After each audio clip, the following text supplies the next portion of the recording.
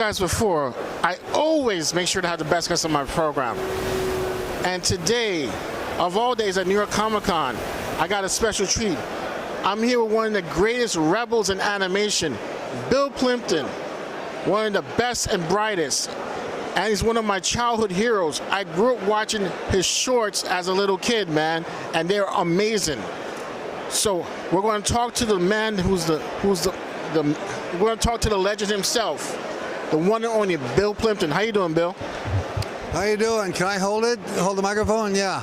That was some introduction. I don't think I can match that. It's very cool. Anyway, you're probably wondering why I have this cowboy outfit on, and that's because I have my film here. It's called Slide. Oh, you're gonna hold it? Yeah, Slide.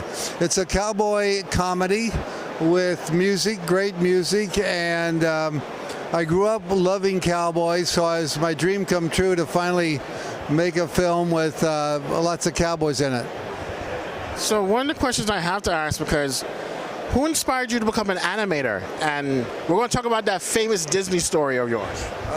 You really want to hear the Disney story? But we don't want to hear your story. Who inspired you to become an animator first? Yeah, well, certainly Disney. When I was a young kid, I watched a lot of TV, and I became a big fan of Disney studios and their animated films because they were so funny. I was always laughing.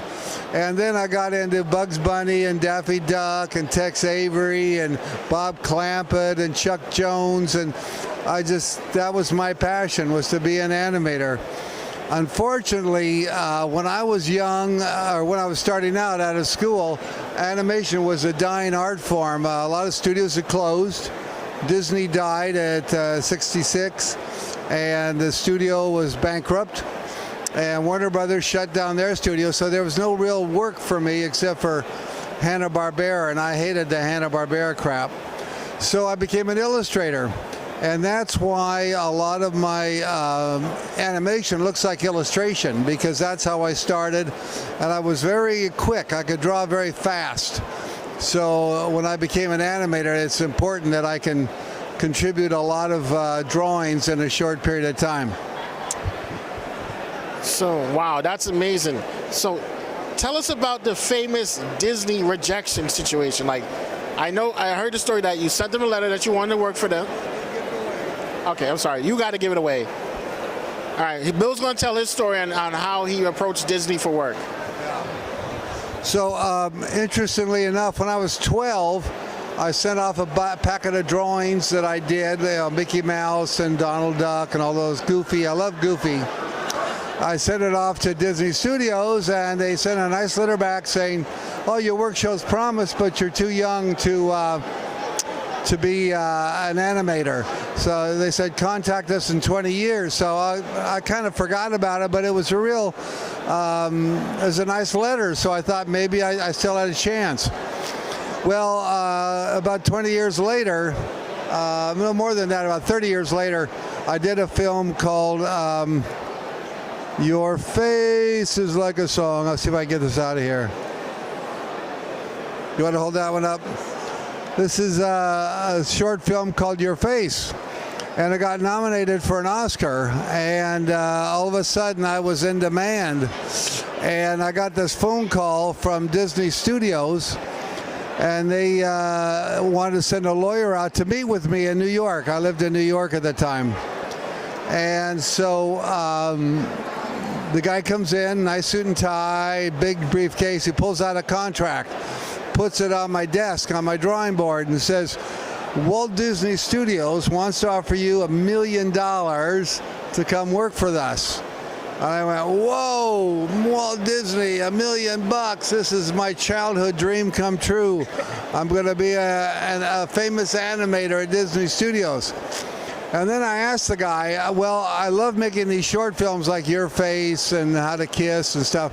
Can I still do that on the weekends at Disney? And the guy says, no. He said, yeah, you can do that. You can make all the films you want, but Disney will own the films. I went, wow, what if I tell someone a funny joke? Well, Disney owns the joke. What if I have a dream? Well, Disney owns the dream. So I thought about it for a while, and I just felt like I really couldn't work under those conditions, so I said no. I said no to $1 million and Walt Disney Studios. And sometimes I wonder if that's a smart idea. I wanted to be independent when everybody else wanted to work for Pixar or Disney. And to me, being independent was really important because my films are very weird. They're kind of sexual and graphic and surreal and violent. And I just felt that I wouldn't have been a good fit at Disney.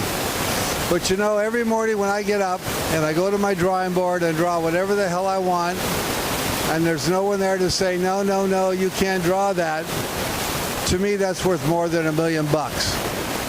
So that's why I'm an independent animator. And that's the story of Disney and $1 million. And that is why he's one of my childhood heroes. I'd rather do my own thing than, go with the program like everyone else does. Bill, you are amazing, man. So are you working on that? Did you bring any new shorts with you today besides your cowboy movie? We're starting a new one. We're finished, actually. It hasn't been released yet, called Duckville. It's a fairy tale, a fantasy fairy tale about a duck village where nobody visits it because they're so boring. The ducks are so boring. So they decide to have a dragon, a monster, attack the village so everybody will want to come. And that turns into craziness and everything goes bad. But can I tell a story? Sure, go ahead. We're getting longer than the 2 minutes, but okay. I'm happy that you're here. Okay. So I remember my first animated feature film was called The Toon, which was actually a pretty good success. And we got selected for Sundance Studios. And this was the time when Sundance was really getting big. Sex, Lies, and Videotape had been shown there, and all of a sudden they're getting all this press. So they have this luncheon. Robert Redford has a luncheon for all the filmmakers there so they could meet each other and chat. So I was standing there doing my drink, and this guy comes up to me, a real nerdy guy. Oh my God, it's Bill Plympton. Oh well, you did Your Face, and where did you get those ideas? And then you did How to Kiss, and how did you color that? And then I remember you did One of Those Days, and wow, you're an inspiration to me. And so I felt this guy was kind of interesting. He really knew a lot about my work. So I said, well, who are you and what film do you have here? He said, oh, I got this film called Reservoir Dogs. I'm Quentin Tarantino. Whoa.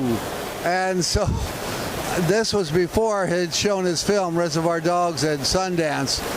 And so we were good buddies, and then they showed his film, and I couldn't get to him again. He was mobbed. Everybody wanted to talk to him.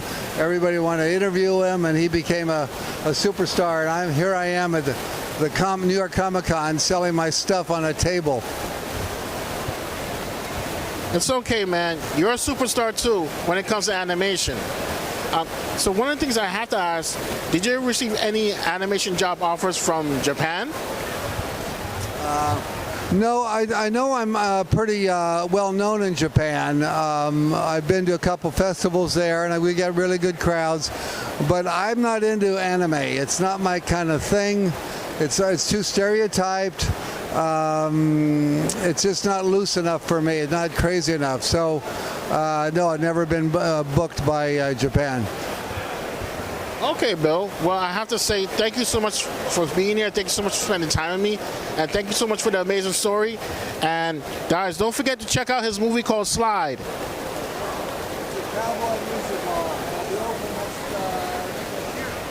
Next year, what month? April, it looks like. All right. Well, you heard what he said. Show up to premiere April 2025. Well, I'm just telling them the month and the year. That's all they need to know. And if you need more information, go to Bill Plympton's personal website, Plymton Cartoons, right? Studio at, no, what is my website? Plymtons.com. Yeah, Plymtons.com, yeah. Well, you heard what the man said. That's the best way to reach him. Bill, thank you again, man. You're really amazing. All right, guys. Until next time. Bye-bye.